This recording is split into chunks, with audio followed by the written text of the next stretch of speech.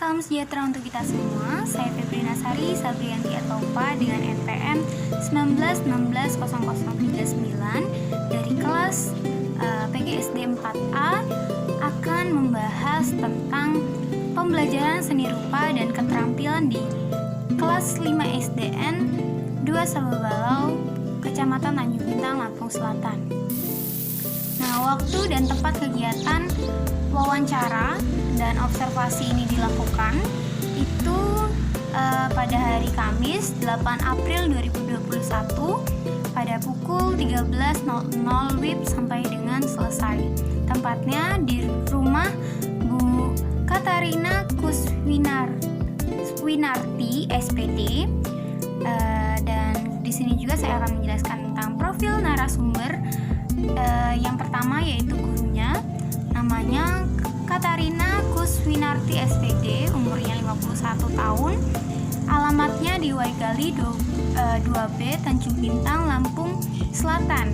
Ibu ini lebih dikenal dengan nama Bu Win.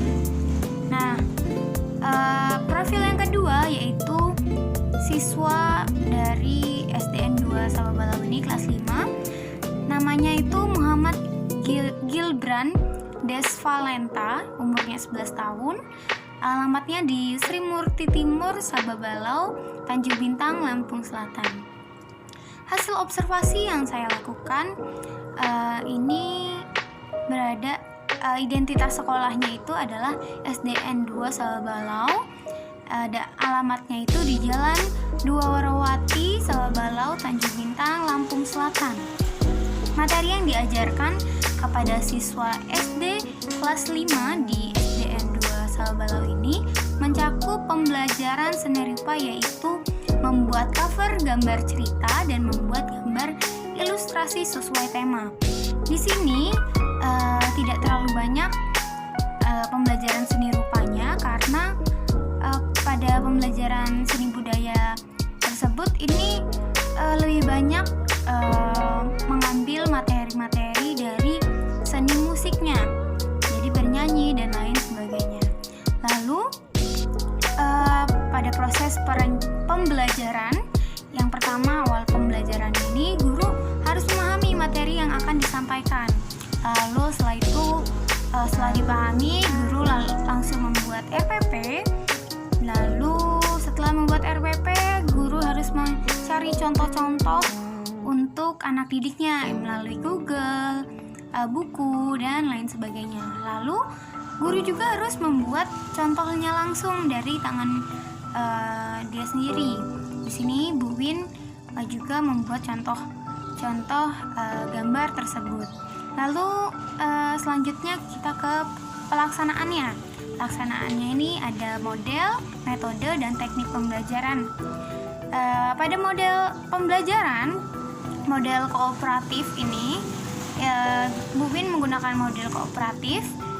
Model pembelajaran kooperatif ini adalah model pembelajaran yang mengutamakan eksistensi kelompok. Jadi di sini Bu Win membuat kelompok-kelompok yang jika luring ini dibedakan ya. Di setiap kelompoknya itu ada tingkat kepintarannya itu yang berbeda-beda, dan juga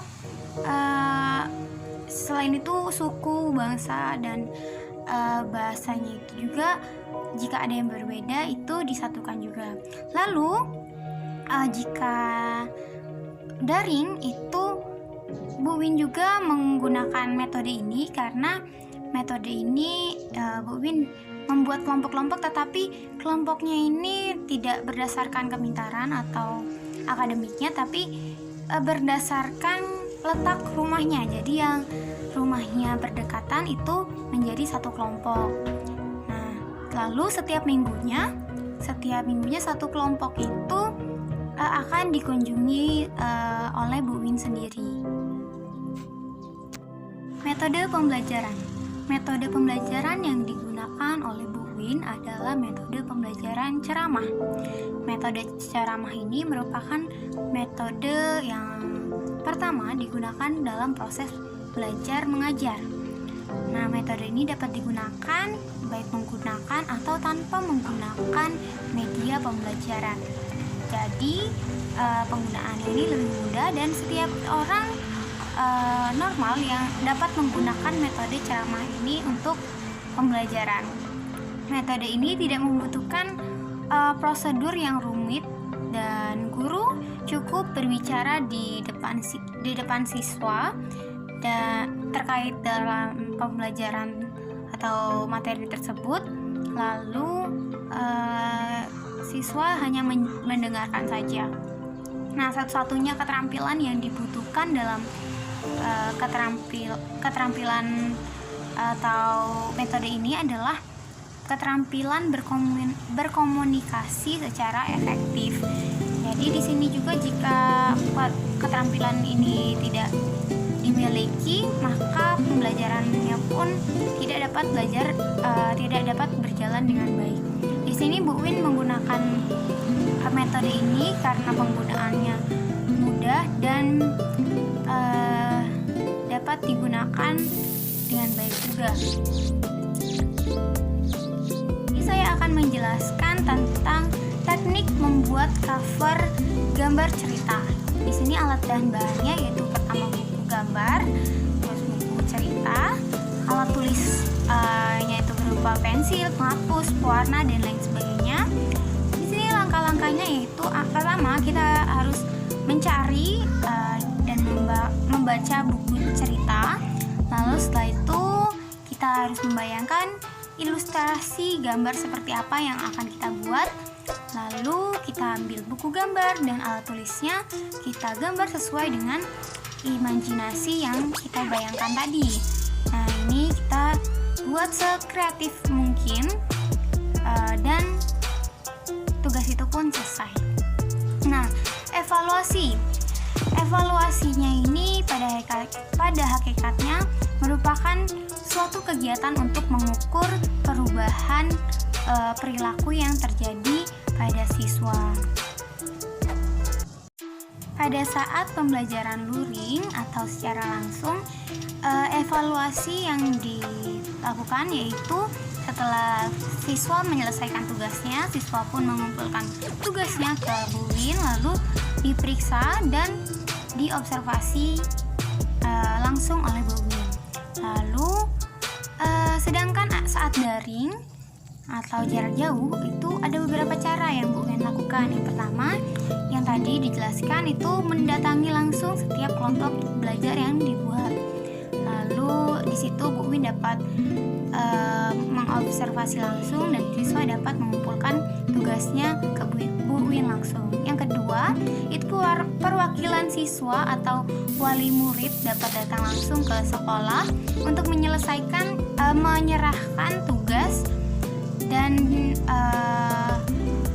di situ Bu Win mendapatkan tugas itu lalu diobservasi. Dan yang terakhir, dengan mengirimkan foto ataupun video ke WA group. Jadi di situ dapat Bu Win lihat di foto dan video itu bagaimana hasil dari pekerjaan murid-muridnya tersebut.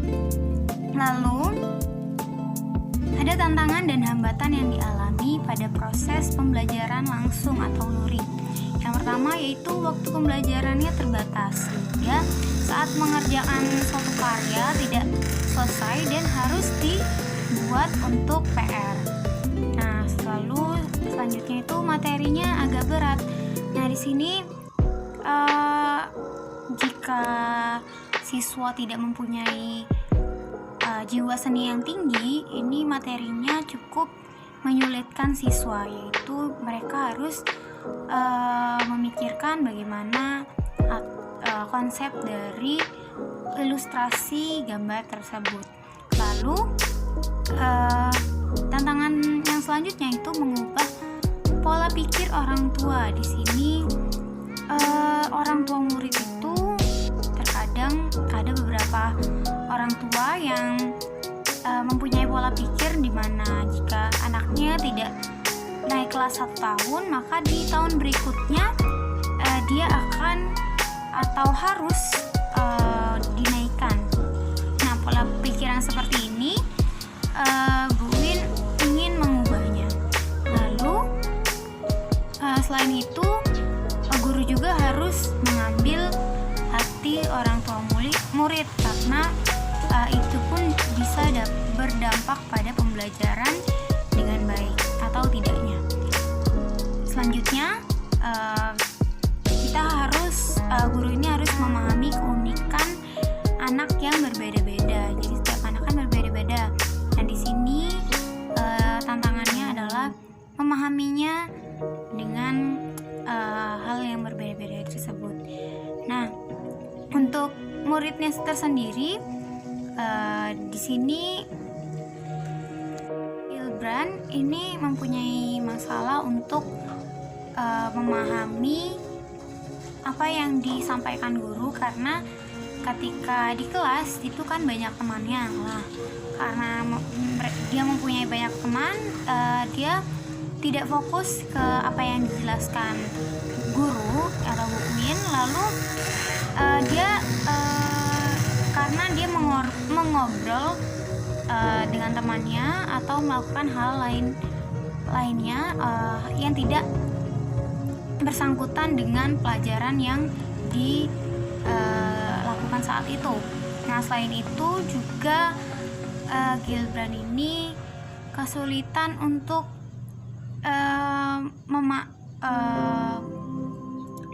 membuat suatu ilustrasi tersebut karena jiwa seninya ini tidak terlalu tinggi, jadi dia harus memikirkan hal tersebut dengan sebaik mungkin. Selanjutnya, tantangan dan hambatan yang dialami pada proses pembelajaran jarak jauh atau daring.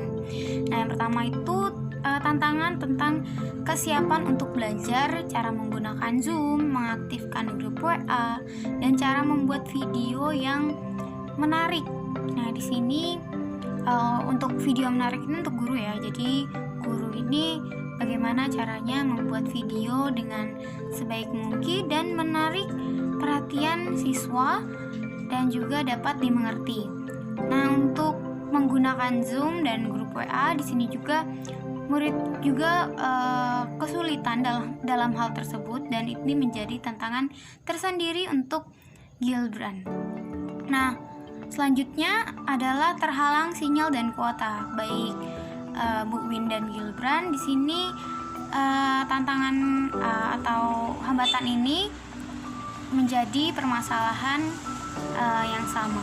Lalu tidak semua siswa mempunyai HP. Di sini kebetulan Hilbrand memang mempunyai HP, tetapi banyak juga siswa-siswa Bu Win yang tidak mempunyai HP. Di sini jika tidak mempunyai HP ini mempunyai kesulitan yang tinggi untuk melakukan pembelajaran. Lalu tantangan lainnya itu orang tua tidak mau berpikir maju dan mempunyai pola pikir ya tanggung jawab pendidikan itu semua adalah tanggung jawab guru dan bukan orang tua. Jadi di sini orang tua tidak terlalu memperhatikan anaknya, beberapa orang tua. Nah, di sini adalah tantangan tersendiri bagi guru dan anaknya karena anaknya kesulitan dalam pembelajaran. Nah, sekian dari saya pengalaman yang saya pahami. Jika ada kesalahan perkataan atau perbuatan, saya mohon maaf dan terima kasih telah menonton video ini dari awal, pertengahan hingga akhir. Terima kasih, sampai jumpa.